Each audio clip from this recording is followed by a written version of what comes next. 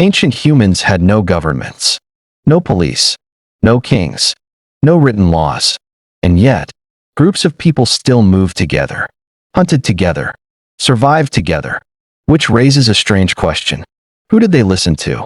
Because 20,000 years ago, a bad decision didn't just cause embarrassment.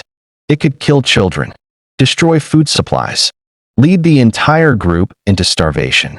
And somehow, without laws or authority, humans still figured out who to trust. The unsettling part? Your brain may still use the exact same system today. Imagine waking up before sunrise. The air is freezing.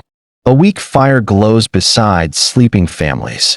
Beyond the darkness, something moves in the distance. Nobody knows if it's harmless. Nobody knows if it's hungry. And before the day even begins, the group faces a decision. Stay here or leave. Because staying too long could exhaust nearby food. But moving could mean entering unfamiliar territory. Predators, rival groups, no shelter. And suddenly, survival becomes a terrifying problem. Who decides where everyone goes? Because nobody has authority here. No one can force obedience. And yet somehow, people still follow certain individuals. Why? Ancient humans survived in small groups, usually around 20 to 50 people, small enough that everyone knew each other deeply. There were no strangers, no anonymous reputations, no fake identities. And in that kind of world, one thing mattered more than strength: trust. Because survival was shared.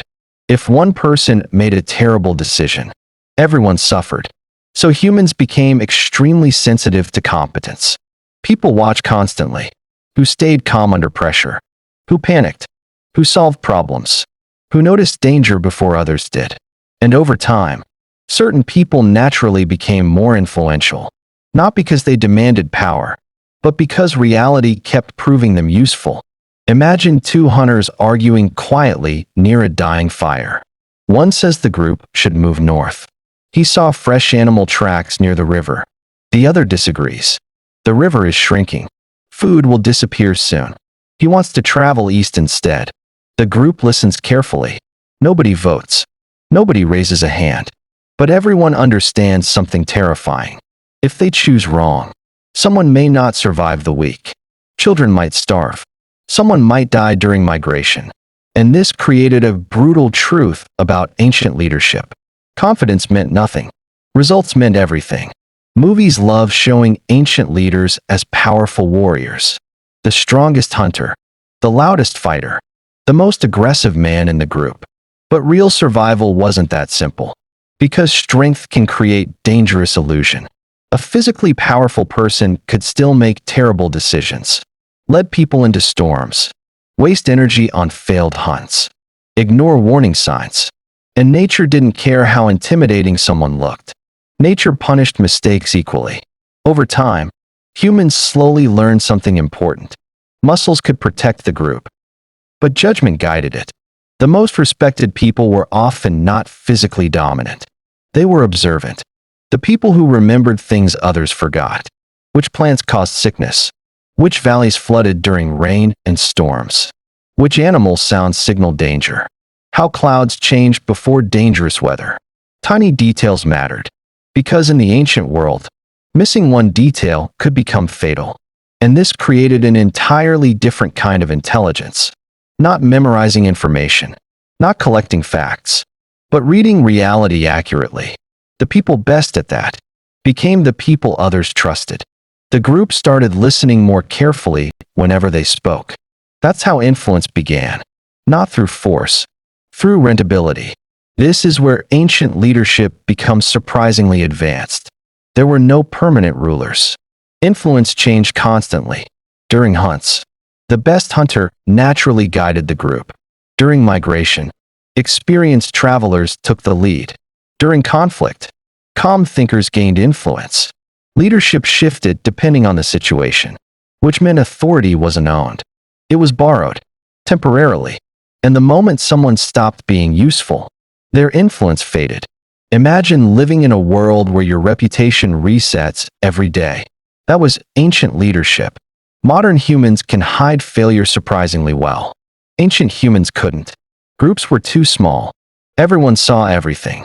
If someone lied, people remembered. If someone froze during danger, everyone noticed. If someone repeatedly solved problems, trust slowly formed around them. And this created something modern life rarely allows. Transparent competence. No carefully edited image. No social media persona. No fake expertise. Reality exposed everyone eventually. Today, knowledge lives online. Back then, it lived inside human memory. Elders remembered droughts from decades earlier. Harsh winters. Dangerous migration routes. Predator behavior. In a world without writing, memory became survival technology. And this made older humans incredibly valuable. Not because they ruled the group, but because they carried experience no one else had.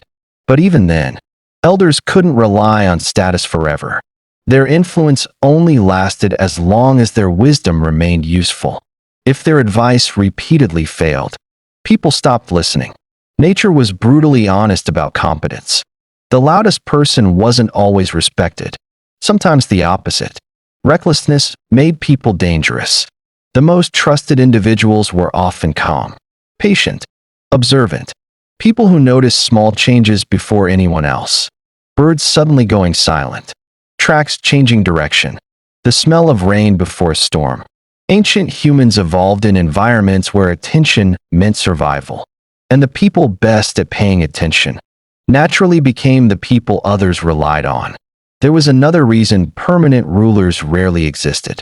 Ancient humans were nomadic. If conflict became too severe, people could leave.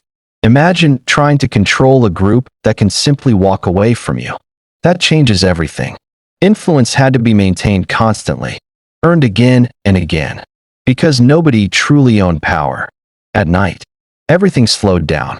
The group gathered around fire. Faces flickered in orange light. Children listened silently nearby. And for the first time all day, people talked about mistakes, about danger, about what nearly went wrong. Stories became lessons. Lessons became memory. And memory became survival. Long before schools existed, fire became humanity's classroom. This is where future leaders were quietly shaped. And maybe this explains something uncomfortable about modern humans. We like to believe people naturally follow authority. But history suggests something deeper. Humans follow people they believe can reduce uncertainty.